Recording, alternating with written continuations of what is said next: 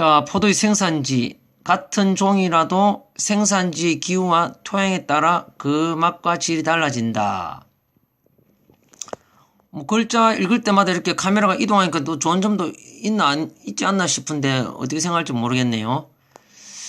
자, 그 다음 두 번째 봅시다. 일반적으로 좋은 포도를 얻기 위한 토양의 상층부는 자갈이나 모래로 되어 있고 그 아랫부분은 점토질, 스케질로 되어 있는 것이 좋지만 포도 품종에 따라 다소 차이가 있다.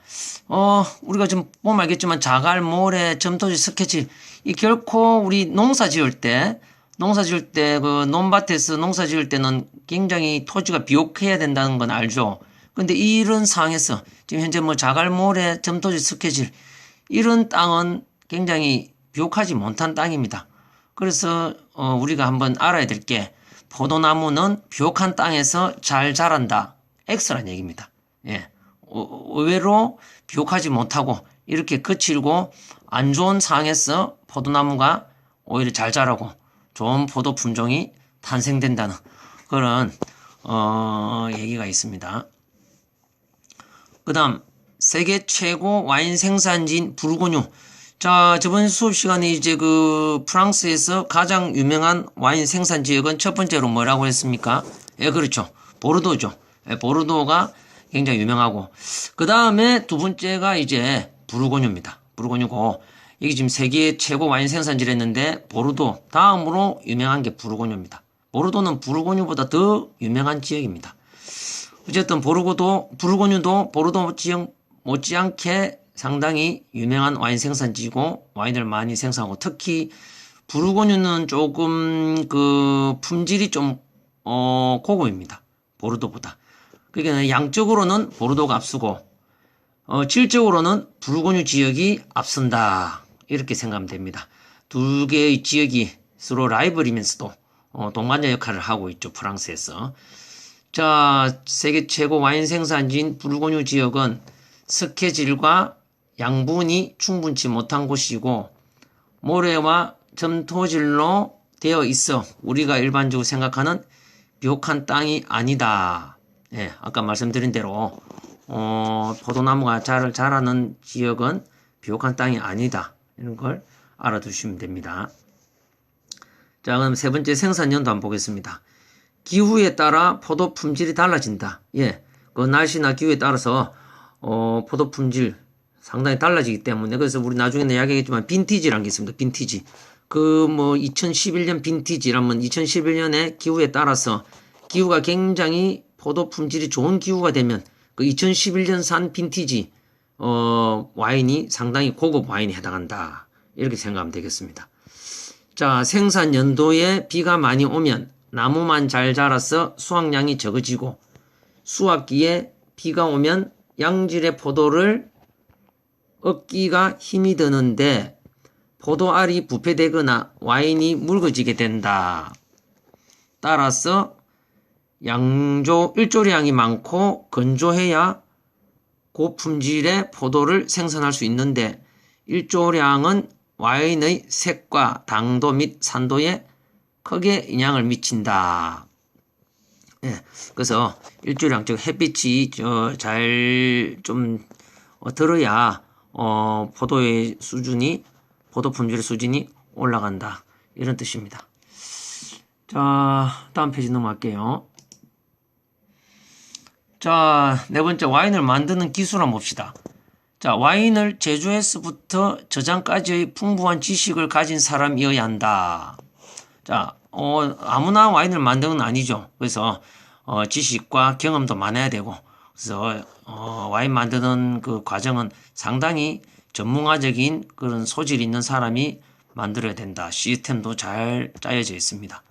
그래서 저 개인적으로는 내가 저 크루즈 수업 시간에 학생들한테 세계에서 가장 큰 크루즈 23만 톤 크루즈를 한번 타는 게 죽기 전에 소원이라고 이야기했는데 이 와인 수업 시간에 또 소원이 또 살짝 또 바뀌네요.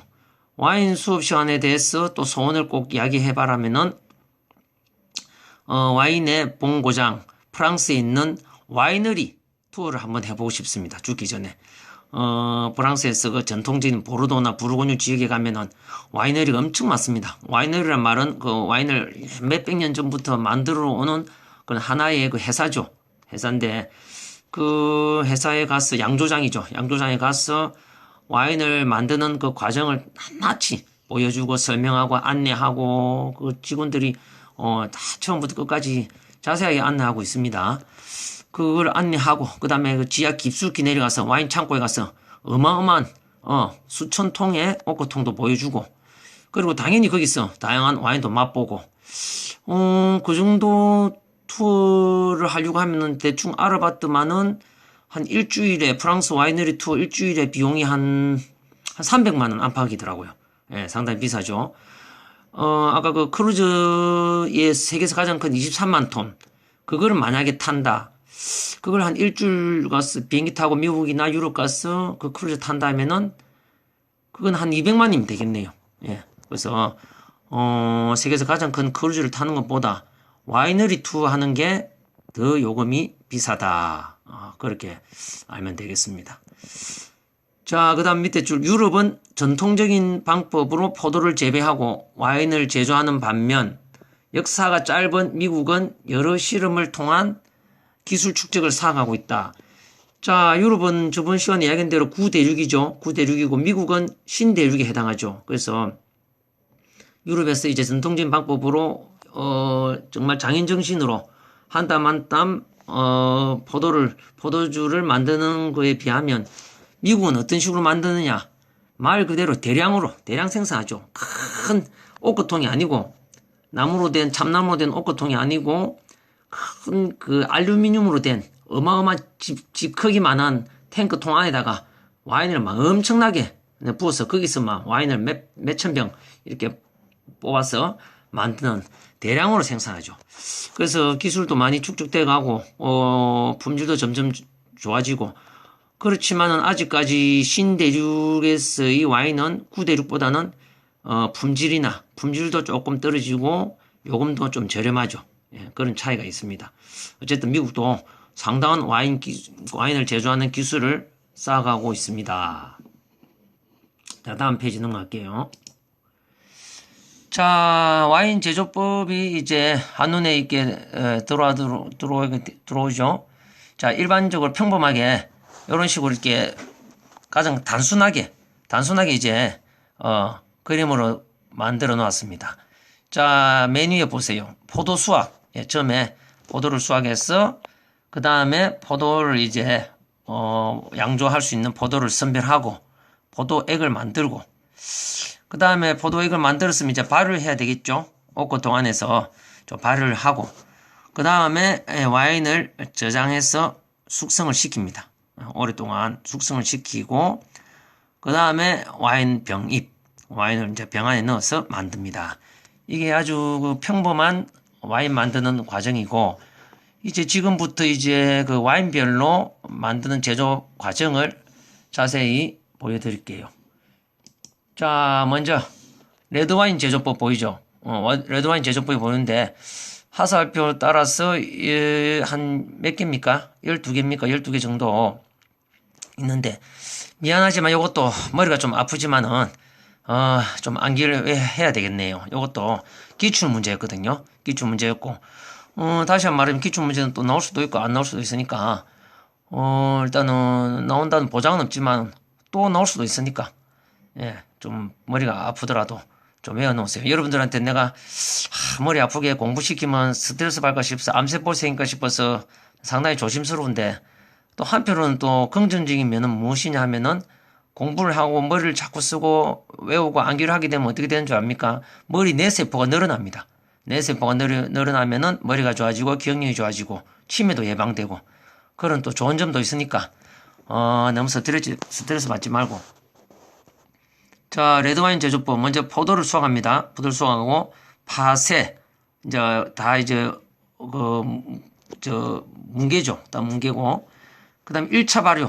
1차 발효할 때 반드시 이제 껍질하고 씨를 포함해서 발효합니다. 그래서 껍질하고 씨를 포함해서 발효를 해야만 레드와인의 특유의 탄닌 성분, 탄닌, 뜰뜨름한 맛 있죠? 저번 시간에 설명한 대로 뜰뜨름한 맛을 영어로 탄닌 성분이라 하죠. 탄닌 성분이 있다. 실제로 여러분 그 포도 먹을 때 껍질 한번 씹어 먹으세요. 떨떠름합니다. 특히 포도씨는 포도씨 한번 씹어 먹어봤는지 모르겠습니다. 상당히 떨떠름한 맛이 있죠. 근데 우리 여기서 또 알아야 할 게 포도씨가 상당히 또 뭐 건강에 좋습니다. 그 안에 영양 성분이 상당히 많이 들어가 있거든요. 그래서 고급 요리 중에 하나가 포도씨를 다 으깨가지고 그 포도씨로서 이제 먹거리를 만드는 요리가 상당히 고급 요리에 해당합니다. 영양 성분도 높고 여러분들도 뭐 집에서 한번 시간 있으면 그런 요리를 한번 해보시고 어쨌든 그 껍질이나 씨에 있는 떨떠름한 맛의 탄닌 성분 거기에 포함되어 있죠. 그래서 1차 발효를 합니다.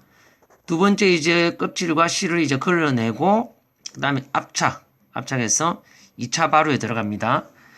2차 발효에 들어가서 이제 앙금을 걸러냅니다. 앙금이란 이제 무엇이겠습니까? 포도 그 껍질이나 씨에 완전히 걸러내지 못한 그 찌꺼기 같은 게 조금 남아있거든요. 그걸 이제 걸러내서 하는데 여기서 또 한 가지 또 추가로 설명할 게 우리 나중에 이제 수업 시간에 레드와인을 직접 그 시험을 해볼 거잖아요. 레드와인을 시험을 해보는데 그 레드와인 보면은 벽 밑에 이 앙금 한마디로 찌꺼기, 포도 찌꺼기가 조금 있습니다. 껍질 찌꺼기라든가 씨 찌꺼기라든가 조금 있습니다.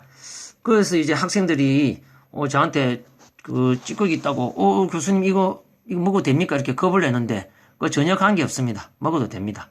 먹어도 되고 찝찝하면 약간 밑에 그 남겨놓어도 되고 건강에는 아무 이상 없으니까.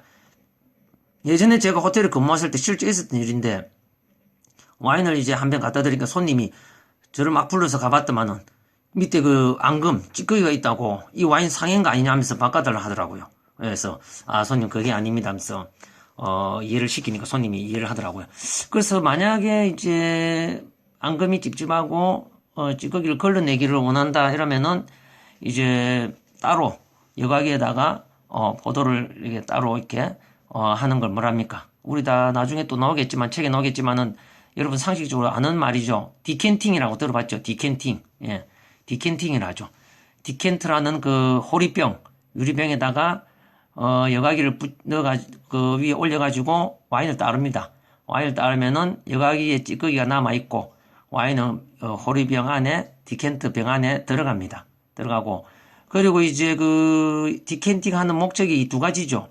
하나는 요 앙금을 걸러내고 찌꺼기를 걸러내는 것도 있고 또 하나는 뭐겠습니까? 그 디켄팅 하는 사이에 그 와인을 붓다 보면은 그 와인이 이제 호리병 안에 들어간 사이에 밖에 있는 공기, 산소하고 이렇게 부딪히게 되죠. 산소를 이렇게 만나게 되면은 맛이 또 한결 더 좋아집니다.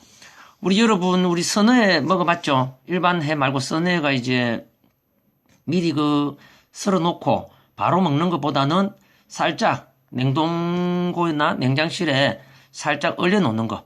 그래서 한 30분 정도 이렇게 살짝 얼려 놓으면 그걸 선어회라 하거든요. 훨씬 맛도 좋고, 바이러스나, 세균도 다 없어지고, 그렇게 먹는 게 선어회입니다. 그래서 일부 횟집에서만 선어회 팔고 선어회는 요즘 잘 없더라고요. 어쨌든 그 디켄팅도 그 두 가지의 목적입니다. 찌꺼기도 걸러내고, 맛도 한결 더 좋아지는 게 디켄팅의 목적입니다. 그 손님한테, 어떤 손님은, 좀 아는 손님은, 와인바에 와갖고 아예 미리부터 이야기를 하죠. 이 레드와인 하나를 디케팅 해주세요. 이러면 예, 알겠습니다 하면서 디케팅 해서 따로 줍니다. 또 잘 모르고 또 아는 척 한다고 무식하게 또 어디 가서 또 화이트 와인 보고 화이트 와인 디케팅 해주세요 하면 큰일 납니다. 예, 화이트 와인 자체는 뭐 찌꺼기도 없고 뭐 디케팅 할 거 없는데 또 아는 척 한다고 하하하 민망하게 그러지 마시고 자, 그 다음에 앙금 걸러내서 분리하고 숙성하고 그 다음에 또 혼합. 여기서 이제 혼합이란 다른 포도 품종의 와인하고 이제 혼합하는 경우도 있습니다. 단일 품종으로 와인을 만든 경우도 있고 뭐 까베르네 소비뇽이라든가 메를로라든가 섞어서 이제 와인을 만든 경우도 있고 다양하죠.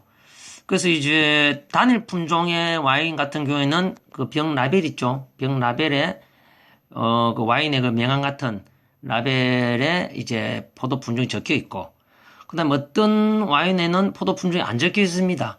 포도 품종이 안 적혀 있는 이유는 단일 품종이 아니라서 그럽니다. 이것저것 섞었다 보니까 포도 품종을 안 적어 놨습니다. 그래서 저번 시간에 설명한 대로 대형마트 가서 와인 한번 보면서 포도 품종이 적혀 있는지도 보고 뭐 도수도 한번 보고 가격도 보고 색깔도 한번 보고 해보세요. 그 다음에 여가해서 병입, 병숙성 이렇게 이런 과정을 레드와인 제조법에서 거쳐가니까 여기서 예를 들어 제가 만약에 시험을 낸다면은 뭐 어디 한 곳을 비워놓고 그 안에 들어갈 말을 뭐 서시오, 단답형은 서시오 낼 수도 있고 아니면 객관식으로 고르시오 이렇게 낼 수도 있고 여러분들은 확실히 그 시험 유형을 객관식으로 선호하더라고요. 객관식을 선호하기 때문에 여러분 원하는 대로 뭐 객관식을 내는 것도 괜찮죠. 그리고 객관식 문제를 내면 저도 채점하기는 좀 편합니다. 채점하기는 편한데 단답형 내면 상당히 참 채점하기가 마음이 아프더라고요. 예를 들어 뭐 만약에 뭐 압착에다가 비워놓고 여기에 들어갈 말을 쓰시오 이렇게 했는데 압착 알긴 아는데 이 압착이라는 단어를 생각 안 나가지고 학생들이 뭐 압축 압촉 뭐 억착 뭐 옵착 야, 참 애매하게 적거든요. 애매하게 적으면 이걸 진짜 맞다 해줘야 될지 틀때 줄지 상당히 안타까운 경우가 많더라고요. 그래서 내가 마음 틀렸다 해도 마음 아프고 맞다 해도 또 다른 맞은 학생하고 또 차별 줘야 되니까 그것도 또 안 되고 그래서 어찌 보면 객관식 시험 내는 게 저 채점하기도 좀 편하더라고요.